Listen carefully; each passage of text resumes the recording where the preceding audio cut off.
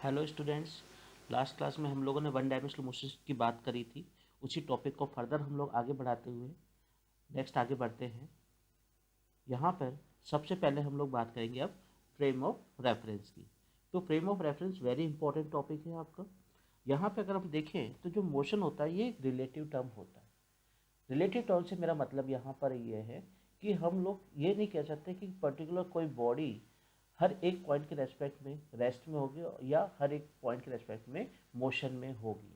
वो पर्टिकुलर किसी पॉइंट के रेस्पेक्ट में रेस्ट में होती है और पर्टिकुलर किसी दूसरे पॉइंट के रेस्पेक्ट में मोशन में होती है। जैसा कि मैंने लास्ट क्लास में आपको बताया था कि अगर सपोज करिए एक पर्सन दो पर्सन कार में बैठे हुए हैं, तो अब वो दोनों एक दूसरे के रेस्पेक्ट में रेस्ट में हैं, मगर क्योंकि कार चल रही है तो बाहर से कोई पर्सन है तो उसके रेस्पेक्ट में वो लोग मोशन में होंगे। तो यहाँ पे किसी भी बॉडी की जब हम लोग मोशन की बात करते हैं तो हम लोग रेफरेंस पॉइंट की बात करते हैं, जिसके रेस्पेक्ट में हम लोग कहते हैं कि बॉडी मोशन में है या रेस्ट में है। वो जो रेफरेंस पॉइंट जिसे हम लोग बात कर रहे हैं वो जिस फ्रेम के रेस्पेक्ट में होता है उसे हम लोग फ्रेम ऑफ रेफरेंस कहते हैं।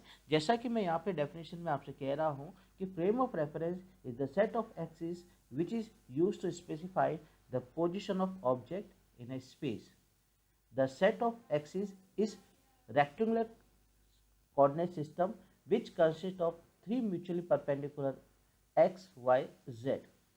तो जो सबसे सिंपलेस्ट फॉर्म का जो फ्रेम ऑफ रेफरेंस है वो कार्टेशियन कोऑर्डिनेट सिस्टम है, जिसमें हम लोग एक्स वाई जेड एक्सिस की बात करते हैं जो आपस में एक दूसरे से परपेंडिकुलर हैं। जहाँ पे ये तीनों एक दूसरे से मिलते हैं उस पॉइंट ऑफ इंटरसेक्शन को हम लोग ओरिजिन कहते हैं और उसी को हम लोग रेफरेंस पॉइंट कहते हैं। और उसी के रेस्पेक्ट में किसी भी बॉडी की या पॉइंट की हम लोग पोजीशन की बात करते हैं। जैसा कि आप यहाँ फिगर में देख रहे हैं, ओ ओरिजिन को रिप्रेजेंट कर रहा है और ए वो बॉडी है जिसकी हम पोजीशन की बात कर रहे हैं। तो जो यहाँ पे जो ए है उसकी एक्स एक्सिस पे भी कुछ उसने डिस्टेंस ट्रैवल करी होगी, वाई एक्सिस में भी कुछ डिस्टेंस ट्रैवल करी होगी और जेड एक्सिस में भी कुछ डिस्टेंस ट्रैवल करी होगी। तो वो उसकी पोजीशन को रिप्रेजेंट करता है। तो पोजीशन अगर हम यहाँ बात करें तो पोजीशन इज व्हाट?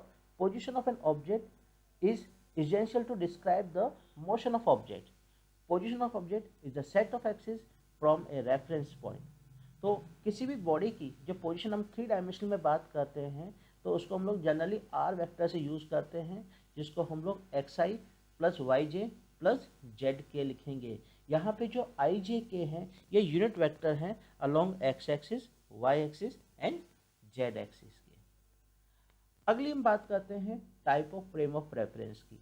तो देखिए दो तरह के फ्रेम ऑफ रेफरेंस होते हैं, एक तो होता है इनर्शियल फ्रेम ऑफ रेफरेंस और दूसरा होता है non inertial frame of reference.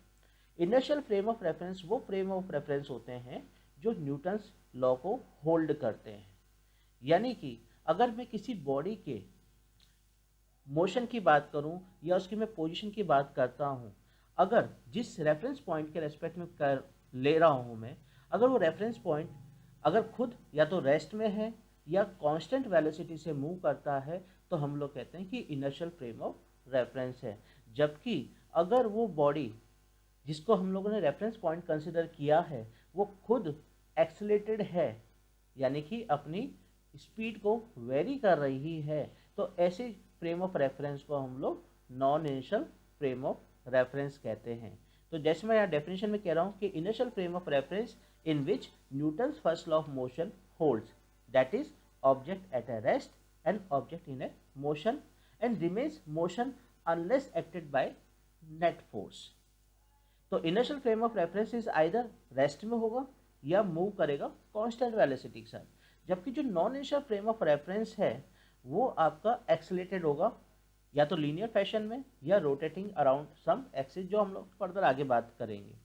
तो अगर हम इनिशियल फ्रेम ऑफ रेफरेंस की बात करें तो उसमें एक एग्जांपल हम लोग ले सकते हैं कि अगर एक ट्रेन है जो कांस्टेंट वेलोसिटी से मूव कर रही है, जबकि अगर हम लोग non initial frame of reference की बात करें तो उसमें हम लोग एग्जांपल ले सकते हैं, एक टर्निंग कार है जो आपकी स्पीड को मेंटेन कर रही है मगर टर्न कर रही है, इसकी वजह से वो एक्सेलेटेड कंसीडर होगी।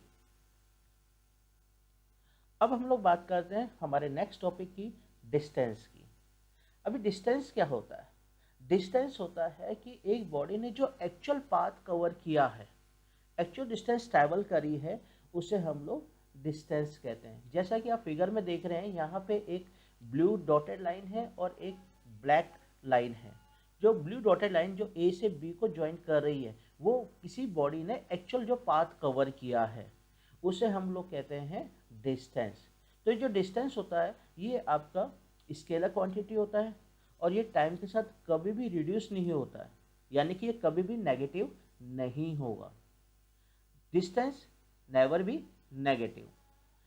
इसकी यूनिट की अगर हम बात करें तो इसकी ऐसा यूनिट है मीटर, जबकि जो इसका डायमेंशन है वो है m0 l1 t0, यानी कि इसकी यूनिट मीटर में है और सिर्फ आपके यहाँ पे जो डायमेंशन में m0 रहेगा, t0 रहेगा, केवल l1 रहेगा।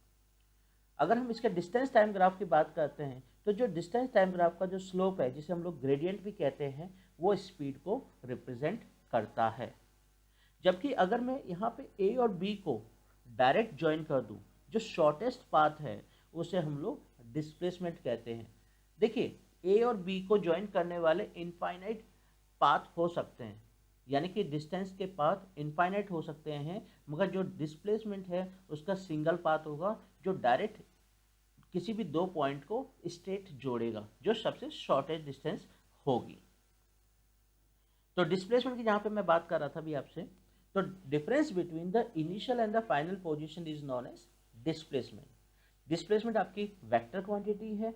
Displacement of object changes with the time है। डिस्प्लेसमेंट आपका पॉजिटिव भी हो सकता है, नेगेटिव भी हो सकता है और जीरो भी हो सकता है। मैं आपको इस बात को एक्सप्लेन करता हूँ।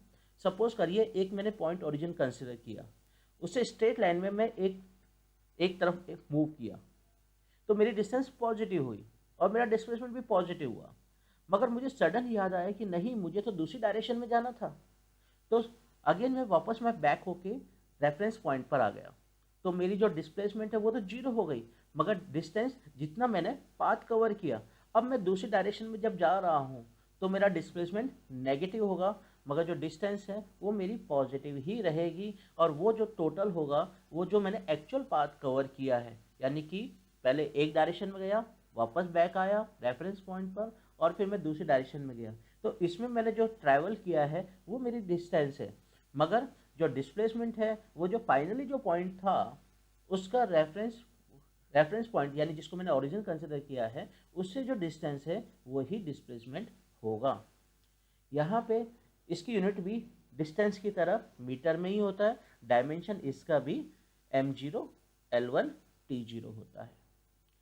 डिस्प्लेसमेंट टाइम ग्राफ का जो स्लोप होता है या ग्रेडियंट होता है वो वेलोसिटी को रिप्रेजेंट करता है। Thanks for watching.